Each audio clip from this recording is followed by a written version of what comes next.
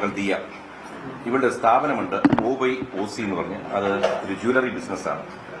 അപ്പോൾ അവിടെ വർക്ക് ചെയ്ത 3 കുട്ടികൾ അവിടെ വരുന്ന കസ്റ്റമേഴ്സിൽ നിന്ന് QR കോഡിൽ തിരിമറി നടത്തിയിട്ടാണ് ഈ സാമ്പത്തിക തട്ടിപ്പ് നടത്തിയിരിക്കുന്നത്. അതായത് അവിടെ വരുന്ന കസ്റ്റമേഴ്സിനോട് ബേസിക്കലി പറയും, ഞങ്ങളുടെ കമ്പനിയുടെ QR കോഡ് വർക്ക് ചെയ്യുന്നില്ല, അതുകൊണ്ട് വേറെ QR കോഡ് തരാമെന്ന് പറഞ്ഞിട്ട് ആ QR കോഡ് കാണിക്കുന്നു, അതിലോട്ട് പൈസ മാറ്റുന്നു. ഇത് കുറച്ച് കാലമായിട്ട് നടക്കുന്നുണ്ടായിരുന്നു. അപ്പോൾ ഇതിനകത്ത് എന്തുകൊണ്ട് നമ്മുടെ ശ്രദ്ധയിൽപ്പെടുന്നതെന്ന് വെച്ചാൽ, ഒന്ന്, ഇവിടാണ് ഈ ബിസിനസ് നടക്കുന്നത്. ഇപ്പോൾ ഇവിടെ ഗർഭിണിയതിനു ശേഷം സ്വാഭാവികമായിട്ടും ഗർഭിണികൾക്കുണ്ടാകുന്ന ആദ്യത്തെ ഒരു സിഗ്നസ് ഉണ്ട് ആദ്യത്തെ പീരീഡിൽ. അപ്പോൾ ആദ്യത്തെ ഒരു 5 മാസം ആശുപത്രി വീടുമായിട്ടായിരുന്നു ഇങ്ങനെ നിൽക്കുന്നത്. ആ സമയത്ത് ഇവരുടെ ഹസ്ബൻഡാണ് എഞ്ചിനീയറായിട്ട് വർക്ക് ചെയ്യുക IT-ൽ. അപ്പോൾ സ്വാഭാവികമായിട്ടും നമുക്ക് ഡെയിലി കണക്ക് ഇവർ നോക്കിയിട്ടില്ല. അപ്പോൾ ഇവരുടെ ഓഡിറ്റർ ഇതെല്ലാം പരിശോധിക്കുന്നു. അപ്പോൾ ഓഡിറ്റർ ഒരു ദിവസം വിളിച്ചിട്ട് പറഞ്ഞത് അതിലൊരു വേരിയേഷൻ വരുന്നുണ്ട് കണക്കുകളിലും സ്റ്റോക്കിലും, ഒന്ന് പരിശോധിക്കണം എന്ന് പറഞ്ഞു. അങ്ങനെ ഈ ചോദ്യം ചോദിക്കുമ്പോഴാണ് ഈ കുട്ടികൾ ആദ്യം സമ്മതിക്കുന്നില്ല. അത് കഴിഞ്ഞപ്പോൾ ഇവർ ജോലി വിട്ടുപോകുന്നു. അത് കഴിഞ്ഞ് രാത്രി ഇവർ വിളിച്ച് ഇവരെ ഇങ്ങനെ പറഞ്ഞുകൊണ്ടിരിക്കുന്നു, ഞങ്ങൾ പൈസ എടുത്തിട്ടില്ല, അങ്ങനെയാണ്. അപ്പോൾ ഇവിടെ ഒരു സ്റ്റോറി ഇട്ടു ഈ ഇൻസ്റ്റാഗ്രാമിനകത്ത്, എന്റെ ഓഫീസിൽ നിന്ന് ഇങ്ങനെ പൈസ തട്ടിപ്പ് നടത്തതായിട്ട് അറിയാൻ കഴിഞ്ഞു.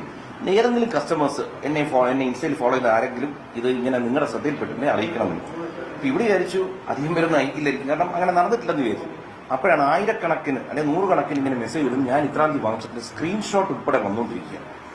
ഇത് കഴിഞ്ഞപ്പോൾ ഇവർക്ക് ഇതിന് അപകടം പിടിയിട്ട് ഇവര് ഈ 3 കുട്ടികളും അതിൽ 2 പേര് കല്യാണം കഴിച്ചവരാണ്. അവരുടെ ഭർത്താക്കന്മാരുൾപ്പെടെ ഇവരുടെ ഫ്ളാറ്റിൽ വന്നിട്ട് ഞങ്ങൾ സെറ്റിൽമെന്റ് ഉണ്ടാക്കാന്ന് പറഞ്ഞ് വരുന്നു.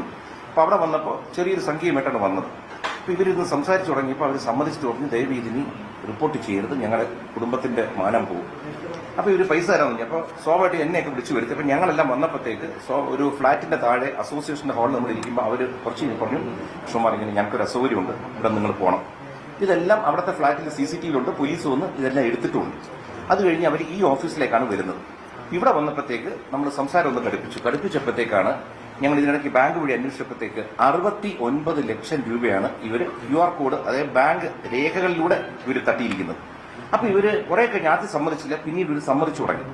അപ്പോൾ ഇവർ പറഞ്ഞു ഞങ്ങൾക്ക് കുറച്ച് സമയം തരണം. അപ്പോൾ ഇതിനിടയ്ക്ക് ഇവിടെ ഒരു കുട്ടിയുടെ ഭർത്താവ് ഇവിടെ നിന്ന് പുറത്തുപോയി ഒരു 3 മണിക്കൂറിനകത്ത് തിരിച്ചു വരുന്നു. 8,82,000 രൂപ ക്യാഷ് ആയിട്ട് കൊണ്ടിരുന്നു. ഇതിന്റെ എല്ലാം തെളിവുകൊണ്ട് ഞങ്ങൾ എല്ലാവരും ക്യാമറയിൽ ഇത് മുഴുവൻ റെക്കോർഡ് ചെയ്തിട്ടുണ്ട്. എന്ന് കിട്ടിയ പറഞ്ഞു, ഞങ്ങളുടെ ഈ പൈസ തരാൻ, പക്ഷേ ഞങ്ങൾക്ക് ഇപ്പോൾ ഉടനെ പറ്റില്ല, ഞങ്ങൾക്ക് സമയം തരണം, ഞങ്ങൾക്ക് ചെക്ക് തരാൻ പറ്റും. അങ്ങനെ ഒരു ഒത്തുതീർപ്പ് പോലെ ഇവർ ഇവിടെ നിന്ന് തിരിച്ചു പോകുന്നു.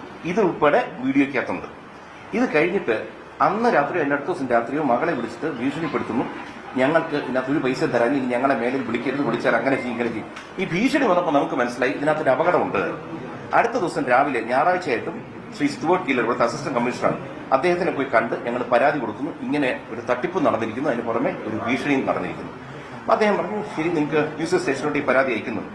ഞങ്ങൾ ഈ പരാതി കൊടുത്തതിന് അടുത്ത ദിവസം ഇവർ ഈ തട്ടിപ്പ് നടത്തിയ കുട്ടികൾ അവരവിടെ വന്നൊരു പരാതി കൊടുക്കുന്നു. ഞങ്ങൾ അവരെ എവിടെന്നോ ഒരു അജ്ഞാത സംഖ്യത്തിലേക്ക് തട്ടിക്കൊണ്ടുപോയി അവരെ കെട്ടിയിട്ട് ഇടിച്ച് അവരിൽ നിന്ന് പൈസ എടുത്തിരിക്കുന്നു. അപ്പം ഞങ്ങൾ സ്റ്റേഷനിൽ പോയി മൊഴി കൊടുത്തു. എല്ലാ ഡീറ്റെയിൽസും നമ്മുടെ ഇരിക്കുന്ന ഇലക്ട്രോണിക് വീഡിയോസ്, മറ്റ് തെളിവുകളെല്ലാം ഞങ്ങളവിടെ കൊടുത്തതിന് ശേഷം നമ്മൾ തിരിച്ചു വരുന്നു. പക്ഷെ ഇതിന് ശേഷം നമ്മൾ വേറെ കാര്യങ്ങളൊക്കെ അവർ പലപ്പോഴായിട്ട് മെസ്സേജൊക്കെ അയക്കുന്നുണ്ട് ഇതിൽ നിന്ന് പിന്മാറണം എന്നൊക്കെ. പക്ഷേ ഇന്നിപ്പോൾ ഞാൻ ചാനൽ വഴിയാണ് എന്നെ പലരും വിളിച്ചു പറയുന്നു, നിങ്ങൾക്കെതിരെ കേസ് ഇട്ടിട്ടുണ്ട്, നിങ്ങൾക്കെതിരെ ജാമ്യമില്ലാ വകുപ്പ് പ്രകാരം അറസ്റ്റ് വാറണ്ട് വരികയാണ്.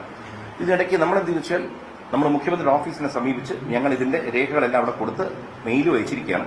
അവിടെ നിന്ന് ദിയ കൃഷ്ണയ്ക്കും അച്ഛനുമെതിരെ വന്നിരിക്കുന്ന കംപ്ലയിൻ്റാണ് ഇപ്പം നിങ്ങൾ കേട്ട. അതിൻ്റെ ഇഷ്യൂസും കാര്യങ്ങളും എങ്ങനെയാണ് ആ ഒരു ദിയയുടെ കമ്പനിയിൽ വർക്ക് ചെയ്ത ആ ഒരു 3 സ്ത്രീകളും ചേർന്ന് 69 ലക്ഷത്തോളം വരുന്ന പണം പറ്റിച്ചു എന്നുള്ളൊരു കാര്യമാണ് ദിയ കൃഷ്ണ പറയുന്നത്. ഇപ്പോൾ പ്രഗ്നൻ്റ് ആയിട്ടുള്ള സമയത്ത് ഓഫീസിലൊന്നും അങ്ങനെ പോകാൻ പറ്റുന്നില്ല. ഈ ഒരു സമയം മുതലെടുത്താണ് ഇത്രയും ലക്ഷം രൂപയോളം അവർ തട്ടിച്ചെന്നുള്ളൊരു കാര്യം. ഇത് തിരിച്ചറിഞ്ഞ സമയത്ത് അവർ പൈസ തരാൻ പറയും, അതിൽ ഒരു 8 ലക്ഷത്തോളം കൊടുക്കുകയും ചെയ്തിരുന്നു. അതിനുശേഷം ബാക്കി വേണമെന്ന് പറഞ്ഞ സമയത്തുണ്ടെങ്കിൽ ഓക്കെ തരാമെന്ന് പറഞ്ഞ് പോയി അവരുണ്ടെങ്കിൽ കംപ്ലയിൻറ്റ് കൊടുക്കുകയും ചെയ്തിട്ടുണ്ട്. ഇതേ കണക്ക് ഞങ്ങളെ തട്ടിക്കൊണ്ടുപോയി ഭീഷണിപ്പെടുത്തി കാശ് വാങ്ങിച്ചു എന്നൊക്കെ പറഞ്ഞിട്ട് കുറേയധികം വ്യാജമായിട്ടുള്ള പരാതി കൊടുത്തു എന്ന കാര്യമാണ് കൃഷ്ണകുമാറും ദിയ കൃഷ്ണ ഇപ്പം മീഡിയയ്ക്ക് മുമ്പിൽ പറയുന്നത്.